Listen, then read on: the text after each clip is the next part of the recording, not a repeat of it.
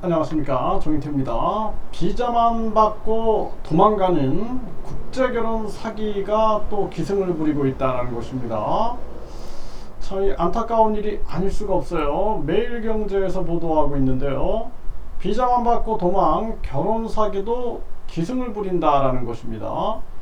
이 결혼 이민 비자는 취업 제한이 없어요. 이 F6 비자라 그러는데, 이 비자는 뭐 취업도 할 수 있고 창업도 할 수 있고 아무런 제한이 없는 거죠. 또 영주권으로 바꾸는 것도 수월한 거예요.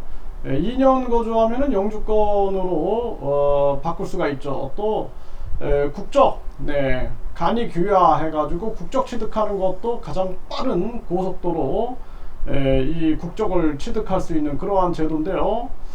그래서 이 농사를 짓고 있는 윤모 씨는 51세인데 국제 결혼을 했다라는 거예요. 베트남 여성하고. 근데 3개월 만에 아내는 집을 나갔다라는 것입니다. 그리고 소개한 업체는 무등록 중개업체였고 어떤 보상도 못 받았고, 그리고 피해를 호소하는 글을 올렸다가 명예훼손으로 고소를 당해서 벌금까지 냈다라는 것입니다.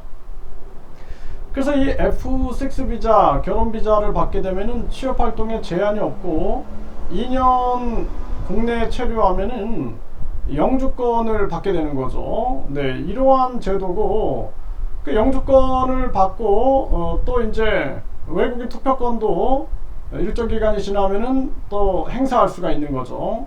이런 상황이 되고 있는 것입니다. 그래서 제가 아는 분도 이렇게 상담을 하다 보니까 국제 결혼을 2번 했다 그래요. 2번 했는데 2번 다 이렇게 도망을 갔다 이런 얘기를 하는데, 이게 참 애매한 겁니다. 이걸 어떻게 해석해야 되는지 상당히 애매한 거예요. 그래서 제가 이제 해외에서 이 학생들을 가르치다 보니까 이 학생들이 이 해외에다가 애인이나 남편을 두고 그리고 한국인하고 결혼 절차를 밟는 그러한 경우를 여러 번 제가 목격을 했습니다. 이거는 뭐냐면은 처음부터 기획적인 거죠. 사기를 기획한 그러한 모습이다라는 것입니다. 이러한 부분들이 전개가 되는 거. 그래서 예를 들어서 뭐 국제 결혼해서 행복하게 사시는 분들은 아주 뭐 훌륭하신 분들이죠. 그런 분들도 계세요. 그런 분들도 계시고, 제가 이렇게 봐도 국적을 취득하고 뭐 한국인들보다 더 행복하게 사시는 분들도 계신데, 그렇지 않고 이렇게 수많은 갈등 속에서 금방 이렇게 이탈을 해버리는 경우.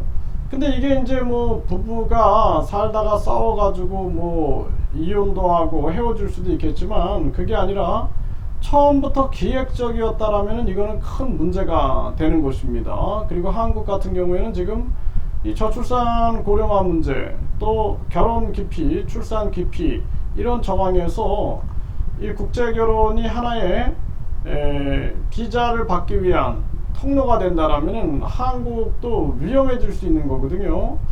이게 참 안타까운 일이 아닐 수가 없어요. 그래서 특히 동남아 국가들 이렇게 보면은 뭐 중국도 마찬가지고 또 중앙아시아 쪽도 마찬가지지만 결국에는 한국에 들어와서 돈을 벌기 위하여 결혼 비자 또는 유학 비자 또는 근로자 비자, 여행 비자들을 이용하는 경우가 있습니다.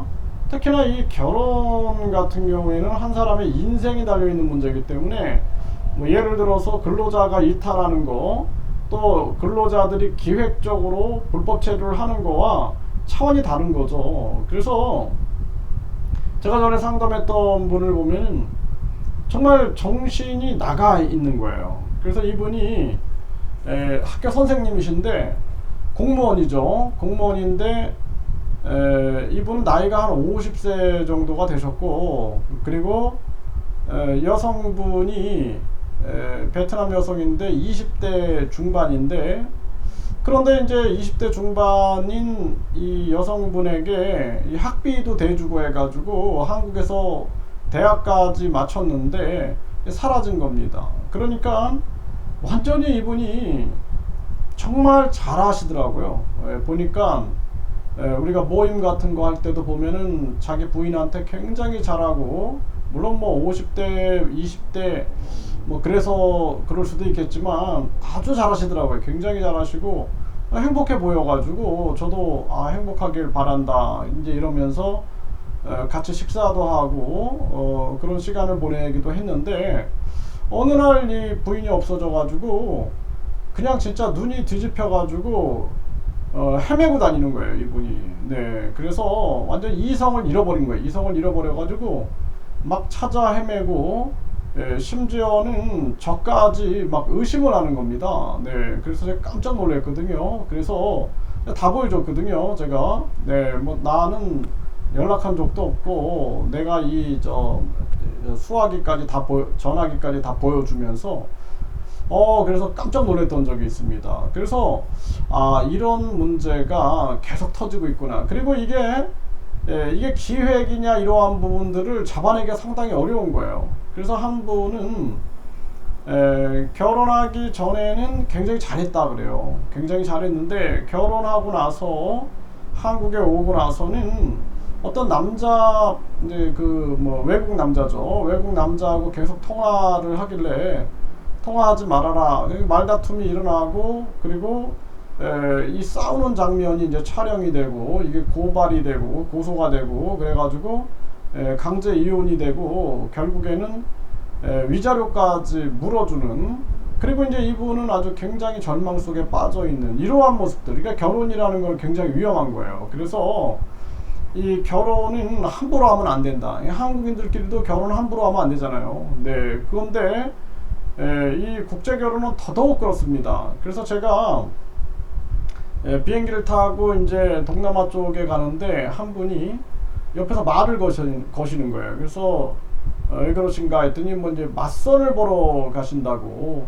그래서 제가 봤을 때는 한 40대 후반 정도 되셨는데 맞선 보러 가신다고 그러더라고요. 그래서 제가 참 걱정이 많이 되더라고요. 네, 이 결혼이라는 것은 사실상 이 맞선이 중요한 게 아니라 서로 오랫동안 교제를 해야 됩니다. 교제를 해서 언어가 통하고 서로 이해가 되고 서로 사랑의 마음이 신뢰로 형성이 돼야 되거든요.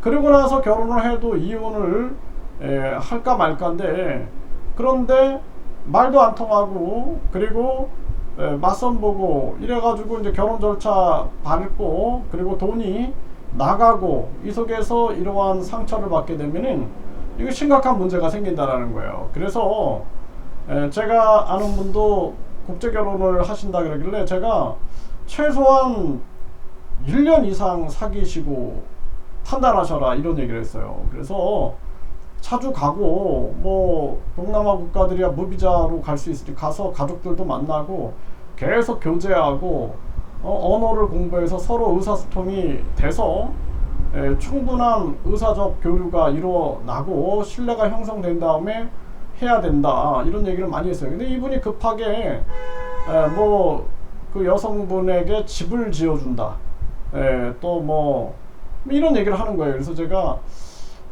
그거는 너무 과하신 것 같다. 서두르지 마셔라. 근데 결국에는 이제 금방 또 헤어지더라고요.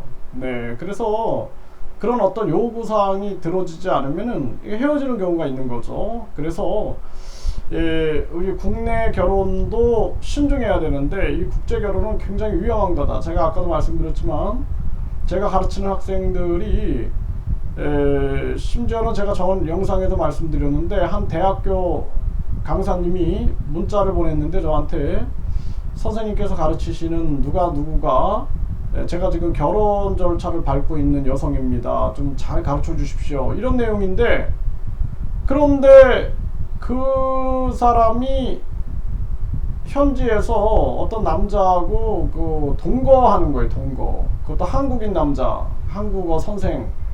제가 아는 한국어 선생하고 동거하는 사실을 제가 알기 때문에 깜짝 놀래가지고 제가 그 문자를 그 동거하는 한국어 선생한테 보여줬어요. 네, 내가 걱정이 돼서 이렇게 보여준다. 그러니까 이 한국어 선생이 벌벌벌 떨고 말을 못하는 거예요. 벌벌 손발을 막 떨면서 말을 못하는 겁니다. 충격을 받은 거죠, 충격을.